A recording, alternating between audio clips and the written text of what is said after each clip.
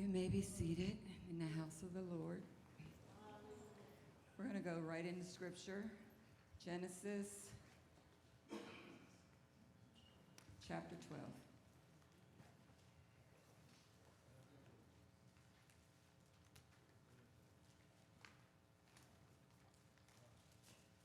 Genesis chapter 12. Today we're going to talk about don't miss the moments. Don't miss the moments. You know, in this life, we're all born here and we're all coming to this world, but we come into this world and we're going to die. All of us. Same journey, no matter who you are, no matter who you know, no matter what you know, no matter what you have. We're basically on the same journey. We come into this world and then we're going to die. Now, what you do on the journey is up to you. There's two destinations, heaven and hell. There's no other ones. There's only two. And it's for you to choose which path you're going to be on. That's your choice. But they're both there. We both have the same options. We have the same journey. But there's different things on our journeys. And you know that if you're taking a walk with someone, if you're going hiking with someone or anything, you both can be holding hands, but you're going to see different things. Some will see that rock, some will see that tree, some will see different clouds, different flowers. You're going to see different things on the journey, even if you're in the same path. But you're going to see different things, but it's up to us to choose what we do on that journey when we see different things. And I find in this world, we're all racing, rushing. Everything's a rush. Everything. We're just trying to get somewhere. Where are you going? To the end point. Again, you're going to heaven or you're going to hell. When it's all said and done, there is no other place to go. And I can assure you, you're not staying here. You're going somewhere. So it's like we're racing to the end. Because if you're racing for wealth, you're not taking that with you. You're not holding on to it. The things that we're racing for, the things that we're trying to get to, okay, when you get there, then what? After you're there, then what? And we miss the moments in life that God has given us. Each moment, each second is something to be grateful for. Because people are dying per second, per minute, you know. And the Bible says there will always be seasons in our life. Always will be seasons. That will never change. You will always have seasons in your life. You'll have good days, bad days, up days, down days, days you're happy, days you're going to cry. You'll have winter, summer, fall. You'll have times to reap, times to sow. You'll have everything, always. It will constantly change. You can't stop that. You can't stop it. You may want to. You know, it's nice to get at a certain age, you know, and like, this is a great spot. Everything's good, but you're going to keep moving. But we go through life and we miss those moments. And even as parents, you know, when you have your children and you see them. And I know, like I said, you know, with my 4 kids, I still remember. And even though they're all in their 30s, I can remember the day I held each and every one of them when I birthed them. As if it was yesterday. I remember those moments. You know, and a lot of times we don't value those moments because we're rushing for the next moment. So we miss the moment that you're in, that moment that God took time out to give to you. You were rushing to it. You know, you hear parents that have kids, you know, and they're toddlers, they say the terrible twos, you know, and it's just that they're curious. They're in everything. They want to learn. They're busybodies because they're starting to learn life. But people always say the terrible twos, they're just in everything. And you can't wait to get past that. Them terrible twos, you know, they get them in school. You know, when they get in school, then you got to take them to school and you got to pick them up and this and that, you know. And then you can't wait to get to that moment. Then you can't wait till they drive.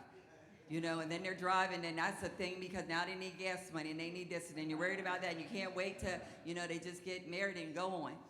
And then they're that point, and then they have kids, and then you're watching their kids, and then you can't wait till the grandbabies grow up because they're taking your time. It's like we're constantly pushing ahead. We're constantly pushing ahead, you know, and we're not valuing the moments that you'll never get back.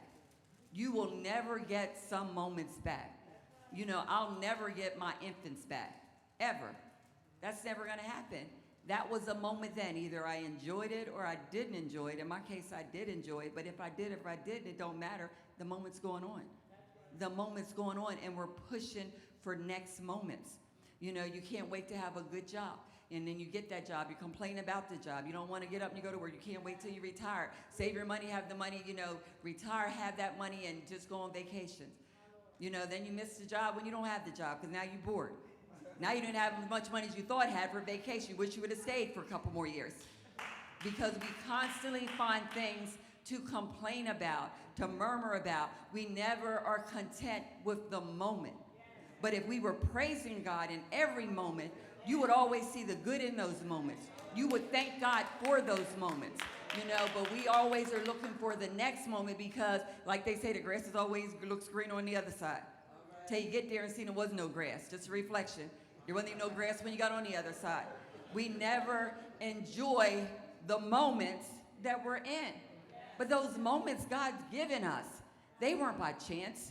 You know, they were moments that he knew because he said he knows every step that we're taking. He said he knows us from the beginning to the end, meaning that each moment in your life he planned out for you. And we don't appreciate the moments. We just keep pushing and by only to get to the end. And what's the end? The end's death. That's the very end. When you finally get there, it's death. Now, if you're living for God and you're serving him, it's really you're just going to another place because we're always here. The Spirit is always here. It's never totally gone. But where did you go? And were you ready for that next moment? Because did you go to heaven or did you go to hell? At that moment, remember, you're choosing where you're at. It's not that God's placing you there. You choose that from the life in which you live. And the journey and the path that you're on, you choose that. And you can say you're on the path to heaven and it's all good, but is the fruits in your life saying that? Do you have a forgiving spirit? Not just to some. Can you look in your heart and say you have forgiven everybody that has done something to you? Can you look in your heart and say, I truly, truly love everybody. I may not like what they're doing. I may not like the things that they do, but I truly love them. Is there somebody in your life that done something so horrible that you just don't love them? You think that, you know, I mean, that's something you got to ask yourself because the journey that you're on, it's your journey. The thoughts what you're doing, that's decides where you're going to the next step.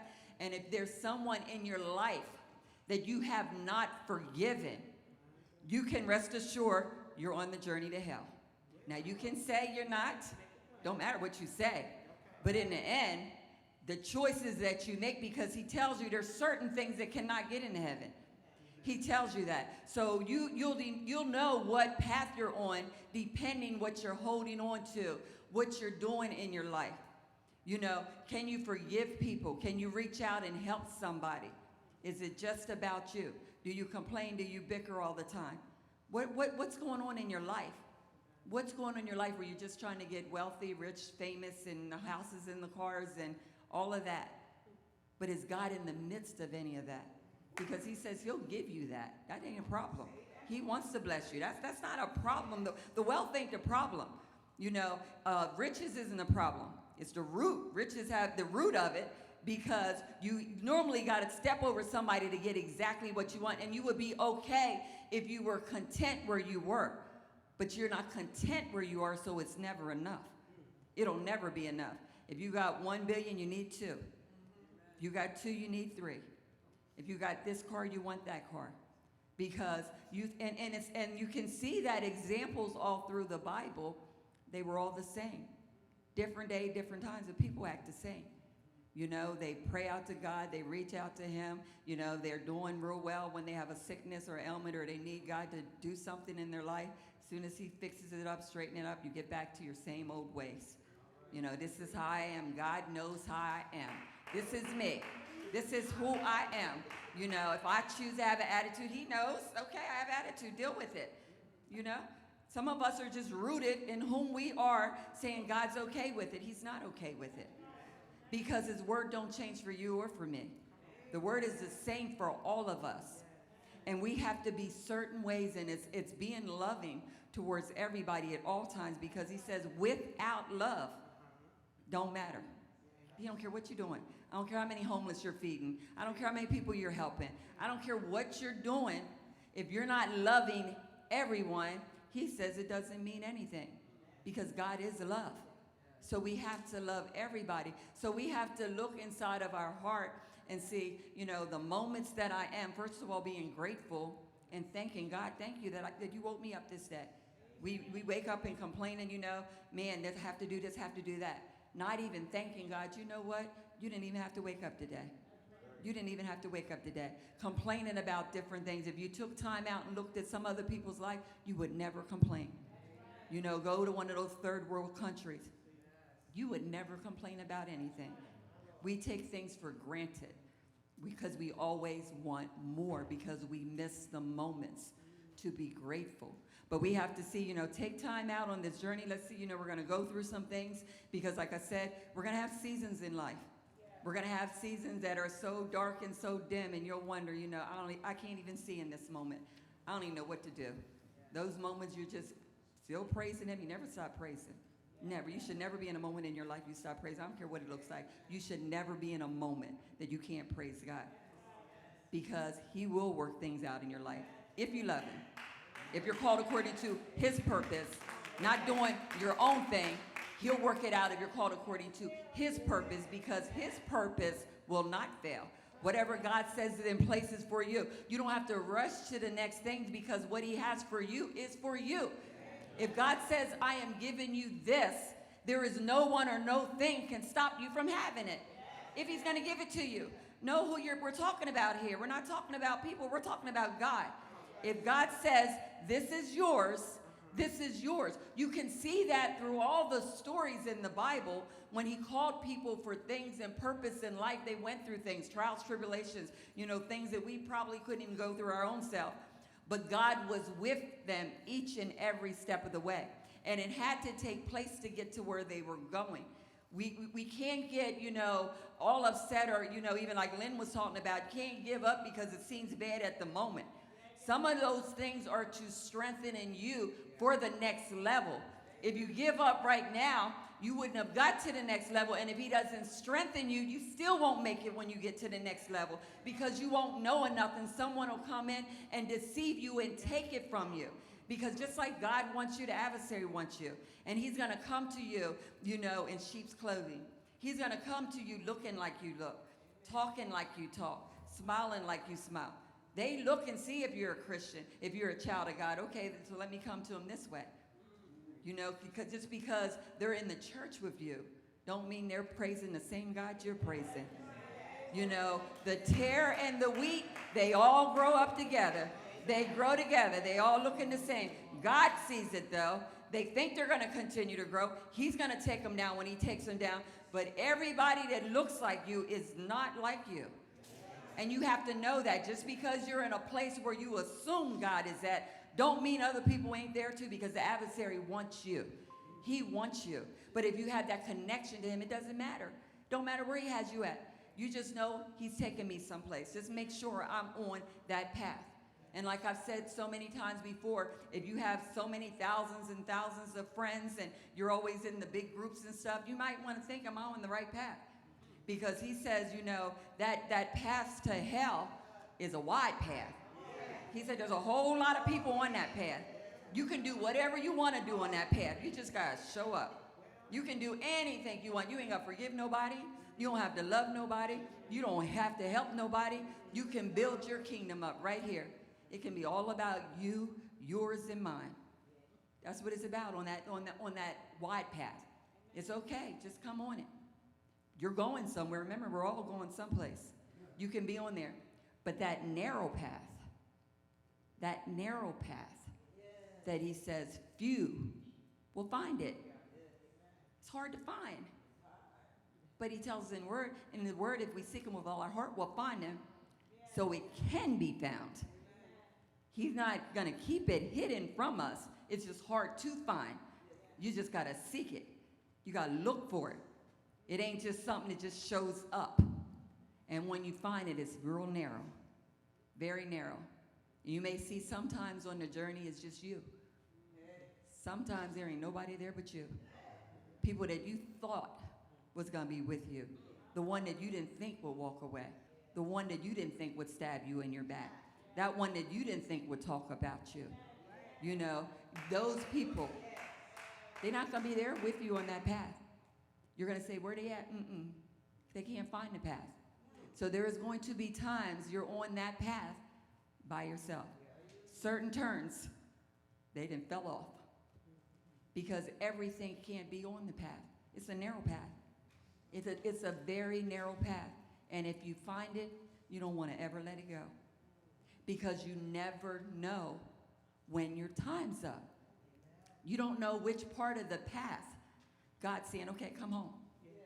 You don't know what part that is. So you have to stay connected to him. Once you find it, you have to stay connected to him. Because he can snatch you up any moment. He tells us in the word, you know, that we only have, the longest we're going to live here is 120 days. 120 years. 120 years. That's it. The word says that. You're not going any further than that. He stopped that. Now, you can say what you want, but this is what the word says. Back in the days, there were 900 years, 1,000 years. They lived a long time. But there was so much evilness and so much going on. And he said, that just can't happen all the time. So even if you're the most evil, you only got so many days here for it, and I'm taking your butt home. You know, you don't have so much time. So the longest that you'll be here is 120 years. That's the longest.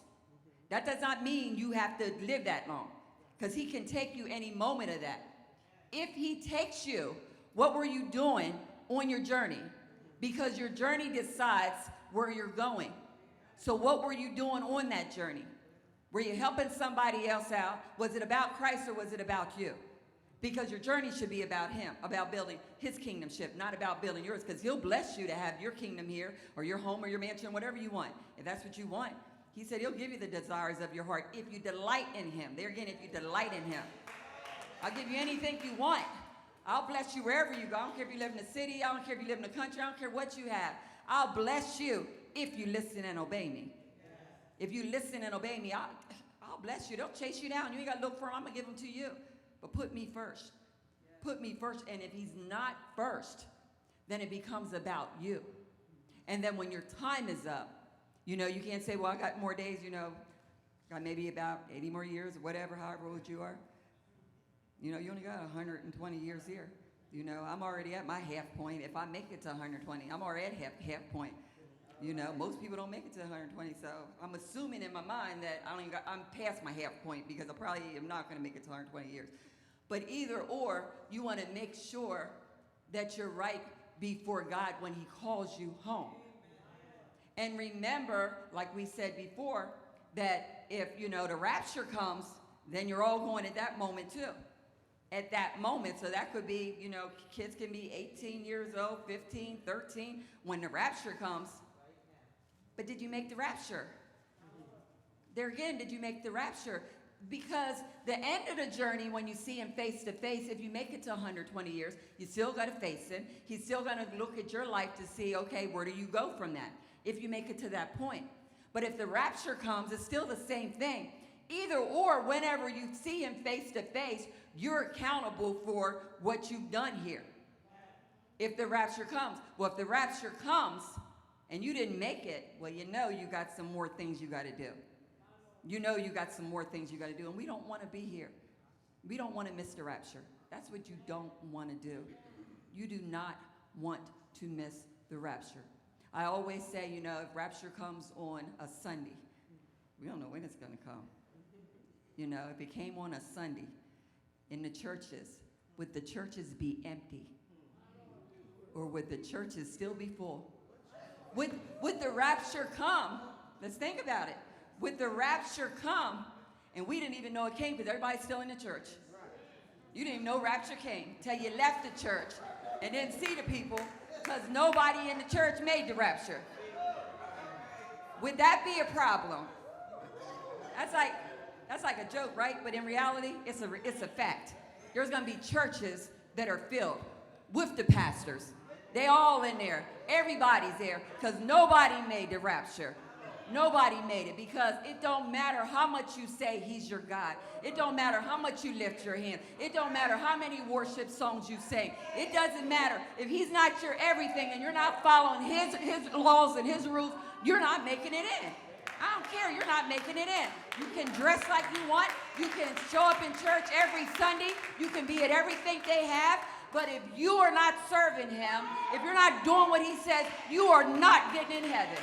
You are not making it in heaven. And it does not matter. It doesn't matter. And nobody wants to talk about that now because it ain't the end thing. But the fact is, that's the path we need to be on. Because we don't know when rapture is going to come. But will we make it? That's why we have to be right each and every moment of your life. It ain't just lifting your hands up on Sunday. It ain't treating everybody in church, like they your best friend, huggy, kissy, big smile on your face. Going home, can't speak to nobody. Attitude when you get in the door. Can't say nothing to anybody. You can help everybody else out, but you can't help the people out in your house. God sees you when you're in the church and when you're out to church. He sees everything about you. We got to get real with ourselves. That's why he says, examine your own self. We ain't got time to be examining nobody else. And that's why he says, love everybody. It's for me to love you. It's for me to give you a word. I don't care what you're doing at the end of the day, because you got to answer for you. I got to answer for me. I can't get you in heaven. I can't get you in hell. I can only give you his word. This is his word. Just like I'm giving it to you, I'm going to live the word. Because we all have to make it. That's why I can love you in any situation. I may not love the things that you're doing, but I can love you and pray for you, because I know if you're not living totally right, you need help. So it's for me to love you, be an example to you, reach out, do what I can to help you. Whether or not you make it, it's on you in the end. But at least being an example to you. And we're playing, wearing all these different hats and stuff, and we're losing the people inside the house because they see you as being a hypocrite. They see, oh, you were all that in church, you're this and that, but you can't even do this. Can you get this for what? Get it for yourself. But in the church, oh, I'll go get it. Oh, let me do it. I'll do it for you. I'm here. Big smile. I don't mind. No, I can stay later. It's okay. I don't have nothing to do. But let somebody else at home ask you to do something. Do it yourself. You got hands. You got feet. What's wrong with you? Why can't you do it? But that's the family that God created for you. That's your family. Your husband or your wife or your kids or whomever's up in the house with you.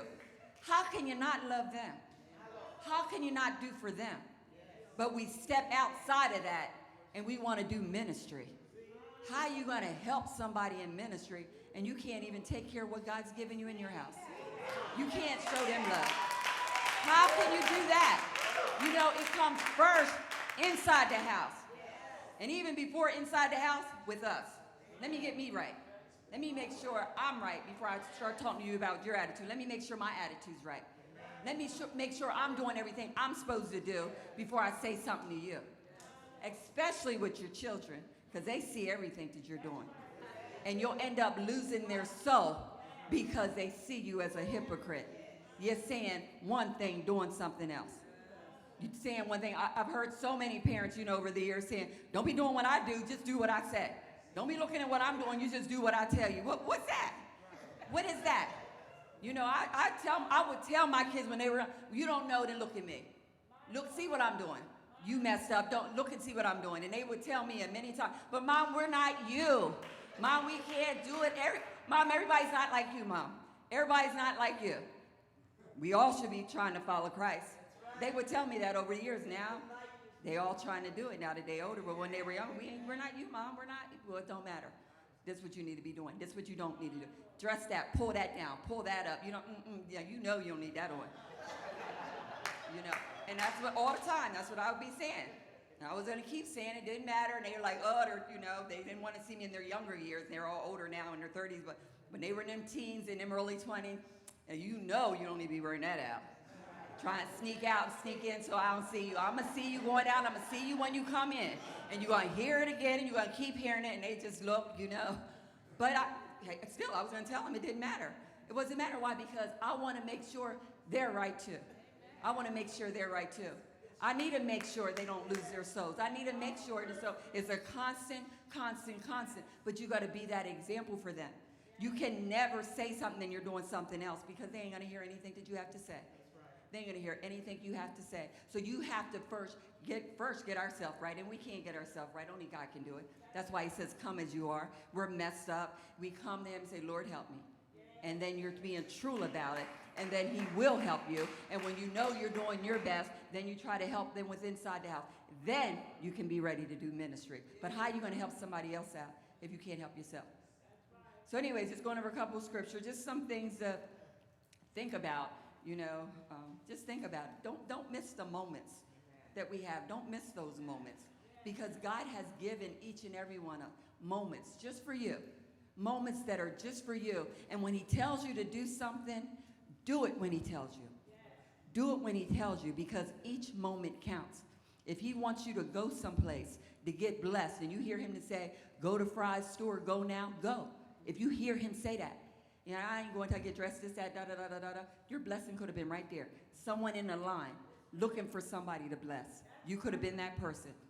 You could be that person. It could be that person that he has there that's going to be your husband or your wife. You don't know. But God knows. He'll have you in places. When you hear people's stories of how they were blessed, it's always strange stories. And I wasn't even supposed to be there. I just this and that, or I forgot that and had to go back to this, or I ran out of gas, or I had a flat tire. Certain things get you places that you would have met things in your life that blessed you so much that if you didn't end up someplace you weren't planning on going, it wouldn't have happened. So when God is telling you to do something, if he's telling you, not if he's telling somebody else to tell you, because I'm a strong believer that if you can prophesy to my life, God has already told me. Because I speak to God, I talk to God, I hear his voice. If you're prophesying to me, it's just a confirmation. You ain't telling me nothing that my God can't tell me. So if I don't hear from the Lord, I ain't moving, I ain't stepping, I'm not doing anything. I may pray about what you said. If it don't come to me, I'm not doing it. Because God can speak to me. That's the thing about not having a relationship with God. You want somebody to tell you what's going on in your life. Can you just lay hands on me? Can you prophesy to me? Can you tell me this? You know what? I can. But you can do that too. Because just like he loves me, he loves you. He says, I don't have a preference of person. What do you want? But it's good to hear the sound of his voice, to know what he's saying. Because then you know what to do. When your parents call you to come in or whatever, you better know what your mom said. You better hear her voice above everybody else's voice. You can hear everybody talking, but you know when your mom said it to you. No, that's my mom's voice. No, I got to go. You know that. And if you don't know it, it's going to be a problem. If you don't know his voice, it's a problem. If you don't have a relation with him, it's a problem because people will lead you the wrong way. And it says, and even people that say they are of God, because there's going to be a lot of false prophets in the last day. A lot of people that are pretending in the last day. You can't go by their title. You can't go where you see them at. What fruits are they bearing? Where are they at? You're only going to know that if you know God yourself. If you know him, people won't be able to trick you because no matter what they look like, no matter what they say, your spirit will say, stand back. Something inside of you will say, ooh. You walk by people at times and it's like, ooh, let me just get on the other side. There's something inside that says, no matter what they're looking like, that smile, there's just something different about it. But it's the same with people that are of God. You can see people and you just feel that warmth from them. You don't know anything about them. But you just know, like, man, they could be my friend. I just want to do something for them. Just because your spirit just connected with them. And it's truly just, Christ. You're connecting with the same thing. But anyways, we're going to go to Genesis chapter 12. And we're just going to be skimming through some scriptures. If you want to write them down, I'm going to be talking about some. Genesis chapter 12, verse 1. Now the Lord has said to Abram, get out of your country, from your family, and from your father's house to a land which I will show you. I will make you a great nation. I will bless you and make your name great, and you shall be a blessing. And I will bless those who bless you, and I will curse him who curses you. And in all the families of the earth shall be blessed. And I just wanted to go over this story briefly because he told Abraham to get up and go. He didn't tell him where he was going. He didn't tell him what he was going to do. Just get up and go, and I'm going to bless you. And sometimes God will do that in your life. Get up and just go. I know, for an example, me personally, because he told me to leave Pennsylvania, come here, get up, sell everything, and go. And I did it. And it was a journey. And it was hard in the beginning. And there were times, as you know, those of you that heard my stories, it was times that it was so dark and so dim. We came here with something and end up with nothing because we used everything we had, and we sold everything. You know, a $1 million company, you know, millions of dollars that was in the company, 200 and some employees, we just let go. We just gave everything up. Our home, a brand new home that we just built, 8 acres, you know, 8,000 square foot home, building from scratch, the full basketball courts, a jacuzzi, you know, that's in there, you know, a full-size pool, you know, everything, saunas, everything. God said, build your dream house. Do what you want. Bless me and my husband. We're like, oh, this is great. God's blessing us. We're living for him. Hey, we're expecting to walk into blessings. It's all good. Build your dream house. And then he says, give it away. Go. Go. We only been here like 2.5 years. But when you hear his voice, and when you know his voice, you know what he's saying. And a lot of times we want to dispute the voice. Now, maybe I wasn't hearing him right. Let me say it again. Were you saying just this part, or you mean what? I don't know. You might have to say that again. I don't even know if I hear you right. Because now all of a sudden we don't really hear what he's saying. It's like, I thought I knew his voice, but sometimes I hear myself talking. Sometimes I think that's me talking like this. You know, because you don't want to do what he's saying, because he'll tell you, you'll be tested. He don't tempt you. Now, don't get it twisted. He ain't gonna tempt you to do evil. He ain't flashing people in front of your house, in front of your face. That's you. That's your lust. That's not him. He won't tempt you, but you will get tested to see where you are. And we were tested, me and my husband. And he said, give it all away. Get up and leave. And I'm like, okay, well, if I did hear him, I don't know if my husband's gonna go for it, because in the end, I gotta do what he says. And one time, okay, where we go? That's not even him. He has 18 brothers and sisters there. His whole family's there. His business is there. Doing great. And he gonna say where to go. But God will speak to you both when you're on the same page. And he told us, get up and go. Now, of course, we know, you know, after about a month, Keith started wondering, did he hear the voice too? You know? Because he's like, Sil, I don't know. Lord told you. He didn't tell me nothing. He didn't tell me nothing. All right. This guy come to him. And then he comes to me the next day and he says, you're right. God came to me too. And he told him, he said, I didn't have to tell you. I told your wife. But he heard him real clear. When you hear God's voice, you know what he's saying to you. You know what he's saying to you. And he said, get up and go. He said, where? We didn't know. I said Arizona. He thought Arizona. Again, a confirmation. You know, and we're like, okay, what's in Arizona? We go get our little book down at the bookstore. We don't know what's in Arizona. We don't like when we get the book, what's in Arizona. Then we get all the kids and we get them all on the plane. We all fly out here, the whole family, the next week. Let's see what's in Arizona. We really don't like it when we get here. You know, it's like it's hot. There's no trees. Oh, Lord, California's right down there. You could have sent us to California. What's in Arizona? But we knew his voice. We knew it. And Keith said, go ahead, move out with the kids, find a place. I'll stay here, close the company, and be out. And that's what we did. And we moved out here, thinking it's okay, having money. He gets sick, no money, no nothing. We're scraping quarters. But God says, come out here, and I'll bless you more than you've ever been blessed. Well, I'm already blessed. This is where I want to be. This is where I want to be. But we came, and we struggled. And it was probably about, I don't know, probably maybe about 15 years before we start even seeing a change. But everything that God said he was going to do, he did. Everything that he said. Everything. Because he's that faithful. But we just have to get up and go because we heard him say go. But he provided everything. He blessed us with a home that's paid for. The church here, paid for. Don't owe anybody anything. God did it. Did it happen overnight? It did not happen overnight. Was there times that it was hard? A whole lot of times that it was hard. But we knew what God said. And we just kept walking. And we kept staying faithful. And we kept being loving. And we kept doing his word. Time and time again. You know, we did word in our house. And we did it in school buildings. And we did it in hotel rooms. Until we had the funding to buy a church. God done it all by himself, and we never did a building fund. We never asked anybody for anything. In the 22 years of ministry, did we ever go to somebody and say, can you help me with this? Because God provides and he takes care of what he tells you to do. As long as you're rooted and you're grounded in him. We always feel we need somebody with us to do something. You don't go, I ain't going. If I don't have this much saved up, if you don't show me, well, you know what? You may miss out on some major blessings in your life if you don't just move when he tells you to move. Because you got to trust him, because it's a spiritual world that we're in. It's not by sight.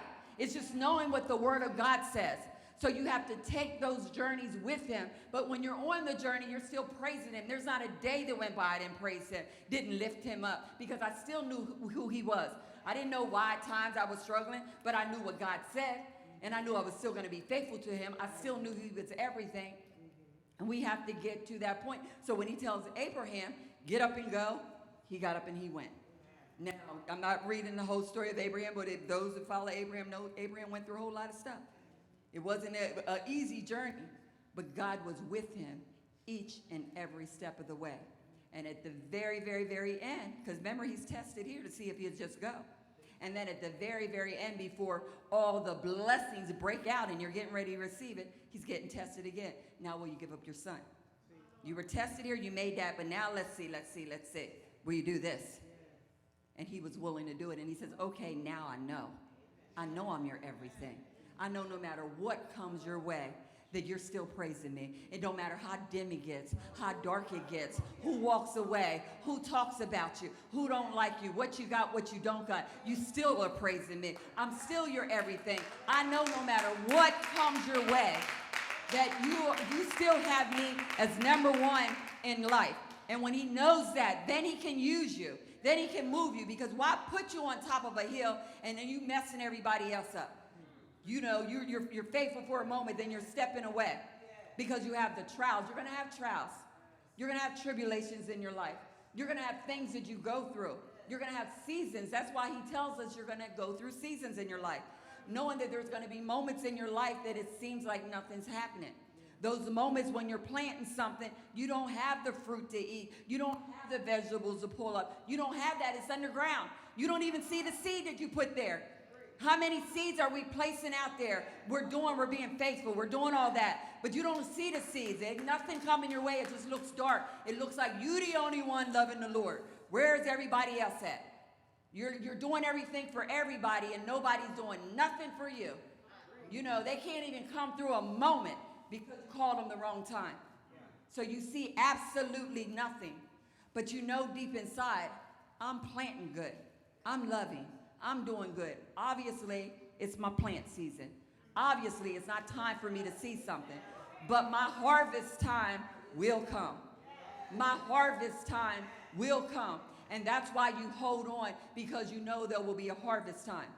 But if you don't realize that you're living in seasons, you get frustrated when things are not going good and you want to let go. And that's what you don't ever want to do. You don't ever want to do. So like, you know, here he was holding on. But then if you go to, and like I said, I'm just showing you a couple of scriptures, just scriptures to think about. And this is, you know, what the Lord's saying. If you go to Ecclesiastes chapter 3, just things to think about when you have your trials and your tribulation, knowing that God is still with you. Ecclesiastes chapter 3.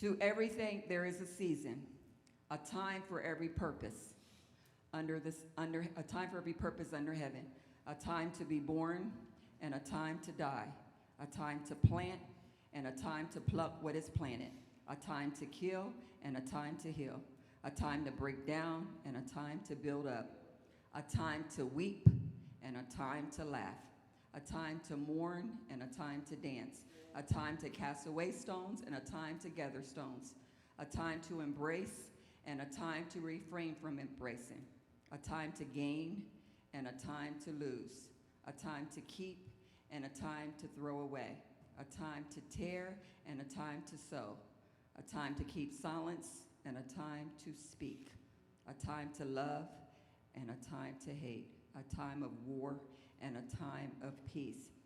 He's saying to everything, there is a season. You will always go through seasons in your life. And this is what he's saying. Always. You will have moments that are so amazing, but those moments will pass. They will pass. You will have moments that you got the perfect job and you build the home and everything you've ever wanted, and then you've retired. And then you're there. The people that were in your home is no longer in there. There's going to be times that things will leave your life. Things will come in your life. Things will leave your life. But he says, I'm still with you. Because he says, I'll never leave you nor forsake you. Through each moment of your life, through all of these times and these seasons in your life, God is with you. Through each and every season. That's why he doesn't want you to give up. Because he loves you. And he has a plan for you. You may not see it, but as long as you're on that right path, you're going to see things come your way. You're going to see some beautiful things that take place in your life. But then you're going to see some things that leave. Because he says it's going to happen. That's just how life is. Life is. You can, like I say, you have that little perfect little toddler that you dress up and so perfect. And then before you know it, they not 2 and 3 no more. They don't even want you kissing them when you're taking them to school. No, Mom, do it in the car. You do it in the car, Mom. They don't want all that because they growing up. Because just like you're growing, they're growing. Just like you belong to God, they belong to God. Just like he has a perfect plan for you, he has a perfect plan for them. And we can't intermix with God's plan. We can only be the best we can, doing the best that we can, but thinking through our journey, like I said, trying to be mindful of what road you're on throughout your life, throughout your planning. Where am I at? Am I on the road to hell? On the road to heaven? Where am I at? You got to think that daily. You got to constantly think it. What road am I on? If you have certain baggage, you know what road you're on. Get rid of it. Unforgiveness, you're on the road to hell. Loving somebody, you're on the road to heaven. And you know what? It's going to be back and forth, which is okay if you don't mess up and he calls you home. You switch back and forth and you went up. You on the wrong road when he called you. You were good for 25 years. Somebody cussed you out. And you decide, not today. This is not today. And then you got on the same level they got on, and he took you home on the wrong road when he took you home. Now what? You already decided where you went, your destination, because we all going someplace. This was your destination, and this is where you ended at. And he tells us what he will and will not accept in heaven. There are certain things, read Revelations, he tells you exactly. There are certain things that will not get you in heaven. You cannot have those things attached to your life. And I'm only telling you the two of unforgiveness and hating. Just can't have that. You can't. You have to have a forgiving spirit and you have to love everybody. But there's more to them. But these are things that you definitely, they're the harder part. The things that people kind of battle with the most. And you can't have that. So ask God to heal your heart or mend you or whatever you're going through that you feel that you're just bitter and empty. And people have been through things that have been hurt. People have been used and abused in life. I get that, but God knows that too. But don't let it stop you from getting to the greater things. Because remember, you're only here 120 years if you make it. If you make it, that's a short time compared to the rest of your life. Being in heaven for thousands and thousands of years. Forever, eternally, or being in hell. And it's hot now. You don't want to go to hell. I'm up here sweating, and it's got so-called air. I guess it's working. But we don't want to go to hell. You don't. Because this is just the iceberg of it. It ain't nothing like when you go to hell. But you decide where you go, and it's something that we have to be aware of because we're trying to make it about this, and it ain't about this. It's about the other side. It's about the other side. So we have to do, the good deeds and the good things, and you can go to this if you go to Luke chapter 10, verse 25, something that, I'll just go through it real quick. Just something that, like I said, we can't walk in hate and different things. I'm just going to read it real quick. Luke chapter 10, verse 25. And behold, a certain lawyer stood up and tested him, saying, Teacher, what shall I do to inherit eternal life? So he's basically, what do I do to get in heaven? He said to him, what is written in the law? What is it you're reading of it? So he answered and said, You shall love the Lord your God with all your heart, with all your soul, and with all your strength. That's how we need to love God, with all our heart, with all our soul, and all our strength, with our everything. and with all your mind, and your neighbors as well, and your neighbors as yourself. So basically, we're supposed to love God with everything. We just are sold out to God. He's our everything. We fall in love with him. He's everything. We love him with every breath that we take, with our mind, our heart, our soul, our everything. That's how we're supposed to love God. But then he says, you're supposed to love your neighbor like that too, like you love in yourself, like you're loving yourself. And he says, 28 says, and he said to him, you have answered rightly. Do this and you will live. But he, wanting to justify himself, remember we always try to justify, try to make it line up with us, said to Jesus, and who is my neighbor? Because he said, you're supposed to love your neighbor. Like he said, well, who is my neighbor? You know. And then Jesus answered and said, a certain man went down from Jerusalem to Jericho and fell among thieves, who stripped him of his clothing and wounded him and departed, leaving him half dead. Now, by chance, a certain priest, remember, it don't matter what titles you have, came down the road, and when he saw him, he passed on by the other side. Likewise, a Levite, which were, the priests were of, so they're all supposed to be spiritual. When he arrived at the place, came and looked and passed by on the other side. But a certain Samaritan, which the Jews didn't even really accept a lot of them, they were kind of the outcasts. But a Samaritan's coming by as he journeyed, came where he was, and when he saw him, he had compassion, so he went to him, bandaged his wounds, poured on oil and wine, and he set him on his own animal, brought him to an inn, and took care of him. On the next day when he departed, he took out 2 denarii, which is money, and gave them to the innkeeper, and said to him, take care of him, and whatever more you spend, when I come again, I will repay you. So which of these 3 do you think was neighbor to him who fell among the thieves? And he said, he who shows mercy on him. Then Jesus said to him, go and do likewise. So your neighbor is anybody that has a need. You don't have to know them. How can you walk over someone and you see they need help, and we say we're of God? How can you not help somebody? It's not just those we know. It's not just those that are in the church. It's those that are empty and lost, wounded. How can you see somebody that's hurt and step over them and go ahead? Why? Because they were saying here, maybe they had someplace else they had to go, because we're always rushing. I got to be a disappointment on time. I can't help you. It don't matter that you're bleeding. I got to go. It doesn't matter. I got to get this job. I got to go do this, because it's about us. But by you stepping over that person, when your time comes and you see him face to face, oh yeah, that'll be flashed by in front of you. And he'll say, why did you step over them? Oh, you had to make sure dinner was on time. Oh, you couldn't have been late for your job. What was the reason that you stepped over a person that needed you? What are we rushing to, and what are we walking over?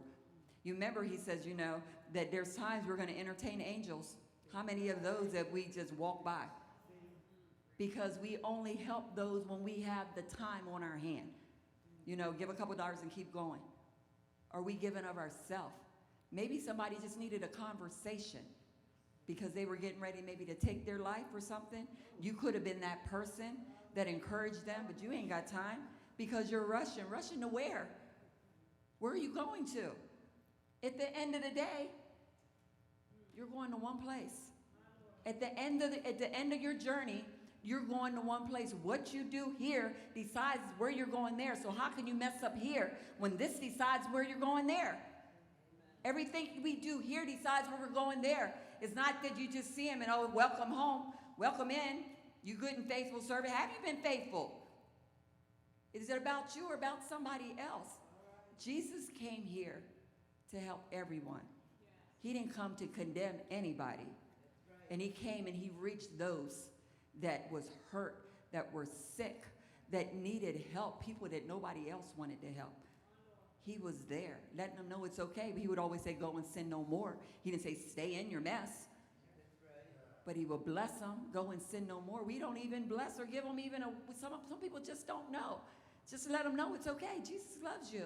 I know it might be a hard time, but this is just a season that you're going through. Let me pray for you. Let's pray together. And if you got a couple dollars, help them. You go, okay, maybe they're on drugs, maybe they're not. I don't know. You don't know. It ain't for you to figure it out. God's got that. It's for us to be a blessing and to help somebody if we can help them. We won't always have the answer. God is looking at what you're doing, not what they're doing, because we're all going to be accountable for what we do. But just know that you have a journey that you're going through. And I have one more thing that I want to show you. Actually, two more things. Just some things that get into your heart, because the adversary wants you and me. But he's a liar, and he can't have any of us. He can't do anything to us unless we allow him to. Everything is stumbling blocks or trying to be trickery, but he can't touch you. What God has for you is for you. God will bless you in ways you cannot even imagine. He just wants you to be faithful and put him first. But if you go to Matthew chapter 4, verse 1, it says, Then Jesus was led up by the Spirit into the wilderness to be tempted by the devil. And when he had fasted 40 days and 40 nights afterwards, he was hungry. And when the tempter came to him, he said, If you are the Son of God, command these stones to become bread. And I'm not going to read all of it, but you can read all of for yourself. But basically, Jesus was led up into the wilderness to be tempted. God allowed him to go. He led him to the wilderness to be tempted. I say that because we think sometimes when we're rooted and grounded in God, in the Word, that God's hands ain't on some of the places that we're at. He can allow you to be in the desert. Here, as Jesus was, he says, then Jesus was led up. Then Jesus was led up by the Spirit into the wilderness to be tempted by the devil. God led him up into the wilderness to be tempted by Satan. Now, why was that? Why was that? First of all, he knew he would be okay. He was his son. If you're rooted and grounded in him, it don't matter where God takes you. You're okay. It don't matter where you're at. It don't matter if you're in the pit or if you're on top, God is with you. Because if you are connected to him, nobody can lead you any place but him. The adversary cannot take you any place. He can tempt you, but he can't do anything to you unless he gets permission by God to do so. But you need to know, if Jesus was led into the wilderness, why can't you be led into the wilderness? And the wilderness has nothing. Nothing. There ain't no food there. There's nobody else there. It's a barren place. It's an empty place in your life when it's like, God, please, what, where, what do you want of me? What do you want me to do? There's no one, no thing, no nothing. I don't know what to do. That's, if he can be led in a place like that, so can you. But when you go on and you read this, because he was tempted with, him being saying, well, I'll give you this. Come serve me. I'll give you this job. Come over here. You can do this. Oh, you just sin a little bit. Come do this. Come here. I can give it to you. I can take care of you. He's going to have things flashing your way. But you better stand and say, if it ain't glorifying God, I don't want it. If God ain't in it, I don't want to be in it. I'd rather be empty, broke, naked than out doing what you can do to look good when God's not in it. God's not in it, I don't want to be in it. And knowing that he's going to turn it around, But I do know he's here in the wilderness with me, because he says he's not leaving me. He's right here, he's right here, he's right here. You got to know that. You got to know there's going to be wilderness experiences in your life. When you think you're by yourself, but you are not by yourself. But when he went in this wilderness experience, when he was tempted, he had to pass that before he started his ministry. Because right after he passed this test, his ministry started. Right after that. Right after that. If you can pass the test in your wilderness experiences, if you can still be loving and giving, if you have anything to give, or just being loving, just a smile on your face, doing the best you can with whatever it is that you have, in that dark moment where you feel you don't have nothing, that's when you're going to pass that test. When you don't deviate, stealing or cheating or doing things that you know you shouldn't be doing to get ahead. No, I'm going to be right here. If I'm broke or whatever, I'm going to be broke until God blesses me, because I ain't going to take what somebody else has. I'm still not going to step over somebody. I'm going to still be pleasing unto God, because I know that if Jesus was in his wilderness experience and wasn't nothing there and he passed the test, that's when his ministry started. That's when things started going right. If I can just pass this test, God, help me, help me, help me to pass this test. I know there's something great in store for me. Don't miss the moments in your life. Some moments are there. You're being tested to get to the other side. You got to pass the test. Don't give up on God. He's never going to give up on you. He's never going to let you go. He's reaching for you when you got your back turned. He's still trying to reach you. When you're in the worst situation, he's still trying to pull you out. He didn't say, oh, I don't want you. You're all dirty. You're all messed up. I want you. I want you. Come on back home. Come on back home. I love you. I love you. And so don't let him go. You're going to go through some wilderness experiences. He went through it. You're going to go through it. But know that he's never going to let you go. So each moment in your life, if it's a good moment or a bad moment, value that moment. Praise God in that moment. Lift him up in that moment. Don't complain. Don't bicker. That's how they did, when Moses and them, and they didn't get anywhere. They didn't have water, then they don't have meat. You know what I'm saying? They complained about everything. Whatever he gave them, they just weren't happy. Till he got to the point, he said, you know what? You ain't getting nothing. You're staying right here. Don't let him say that to your life when you could be this close to your blessing and you give up by acting ugly and hateful and nasty and not caring and not loving. And he says, you know what? You're always going to be stiff-necked. I ain't giving it to you. Don't be this close to the promise and you miss it. And you know what? Like I keep telling you, it don't take God years for things. You could have worked for years and years, but when he wants it to come, your appointed time, that day is coming through just like that door flies open. Everything's lined up in place. What you've been waiting for all your life, it's yours because you passed this test. You remained faithful and you valued each and every moment he gave you. Praise God.